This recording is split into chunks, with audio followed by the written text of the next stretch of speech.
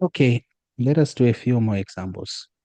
Number 4, tiri kuda the square root of 160. Iyi tingaibreaka tichimultiply manamba api ari 2. Kuti tizive, tinotoemploya inonzi trial and error. Saka tinotora tinotora a perfect square. Tozama kuidivide into 162. Tikaidivide into 162, ikatibuditsira a solid whole number answer, tinge tatowina. Saka tinogona kutora 9 for instance. Totora 9. Toda kuzama kuidivide into 162. And tikati Okay. 9 into 9 ndiani? Ndi 1. 9 into Ndi 16 ndi 1. Remainder ndiani? 2. Ndi 7 and Yeah. saka zorota apa inge iri chi? Inge iri 9 into 72 ndiani? Ndi 8 ka. 45, 54, 63, 72. Handiti? Ndizvo kaizvo. Madaro manje. Zoroti mukati munomu takuti chi 9 times 18.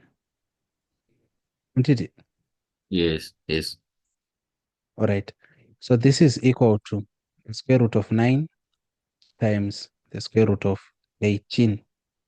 This is equal to 3 times the square root of 18. It's equal to 3 square root of 18. Tasvika tisiri paansa.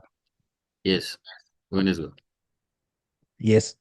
Saka hii haiziyo final answer yedu iyi. Nepamusana pekuti 18 ino ishi tinogona kuibreaka futi into 9 times 2. Ndizvo ka 9 times 2 ndiani? Andi Okay. 18.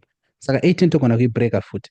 Saka tinofanirwa kusiya nhamba yakaita yatasiya kumusoro kuno. Panapa tasiya 5. 5 you cannot break it any further.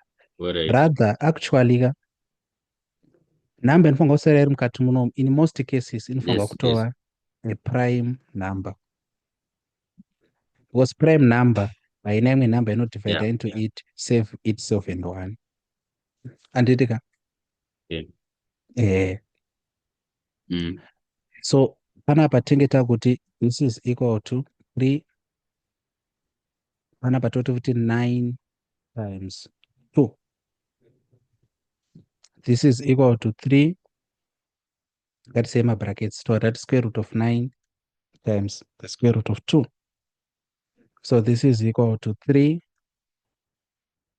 Panapa. Into 3 foot times the square root of 2. So it's equal to 3 square root of 2. Then my 3 are kunza multiply 3 times 3, 9 square root of 2. Final answer. Taoneka iro tasvika sei pa final answer? 9 square root of 2. Yes. 9 square root of 2. Saka reason yandakuratidzirai this method, mukatarisa mubhuku renyu mune simpler method vakangoti ivo square root of 162 is equal to the square root of 81 times 2, which is equal to the square root of 81 times the square root of 2, which is equal to 9 root 2. Kuti muzive manje, in most cases, kuti 81 apo, it is a challenge in most cases. So that is the reason why ndaita put a hold there. Anditi? All right. Do you have any questions? Just to go back a little. Bit. Pane pangama explain. Pane pambodrika. Orende papi. Right. Yeah. Apa pana 3 up. 3 to the square root of 9 times 2 up. Going down. Pambodrika. Panapa. Yeah. Pasas pach. All right. Saka ndati answer yedu. Pangama explain. Okay. Saka ndati answer yedu cannot be 3 square root of 18. Nipamusana pekuti 18 ino iyi haizi prime number. And by virtue of not being a prime number, tinoona kuti pama factors are 18 tine a tine a prime, tine pamafactors a18 tine perfect square, kureva kuti we can further break down 18. So patati 18 tikaitora tinoona kuti inge itori equal to 9 times 2, of which 9 ichi i-perfect square. Anditika.